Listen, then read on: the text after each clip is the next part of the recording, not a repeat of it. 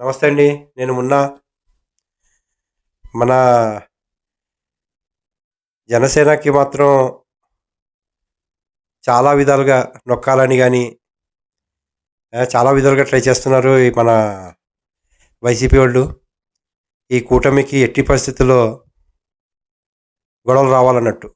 మొన్న ఆ deputy CM matter ఏదో టీడీపీ వాళ్ళు లేపినా, వాళ్ళ నుంచి కూడా చాలా వైసీపీ వాళ్ళు కూడా చాలా విధాలుగా చేశారు. కానీ కూటమి చాలా మంచిగానే చేసుకుంటూ ఎళ్తుందండి. మన వాలంటీర్స్ లేకుండా కూడా పింఛన్, మన పింఛన్ ఏదైతే ఉందో టైంకి మన జగనన్న ఉన్నప్పుడు ఆహ్, 5 తారీఖు వరకో, 6 తారీఖు వరకు 90% అలా అయ్యేది. ఇప్పుడు 31 ఫస్ట్‌కే 90% అయిపోతుందండి. చాలా హ్యాపీగా ఉన్నారు. ఏంటంటే ఇలా వైసీపీ వాళ్ళు ఏవో చాలా చాలా కుట్రలు నడుస్తున్నాయి గానీ అసల ఏ విధంగా కూడా తగ్గేది లేదు. ఎన్ని ఆటంకాలొచ్చినా అలా నెగ్గుకుంటూ పోతుంది మన జనసేన పార్టీ. ఇప్పుడు కొత్తగా ఈసీ గ్లాస్ గుర్తు పర్మనెంట్‌గా చేసింది మన జనసేన పార్టీకి. ఇలాగా చాలా విధాలుగా చాలా ఆనందంగుంది.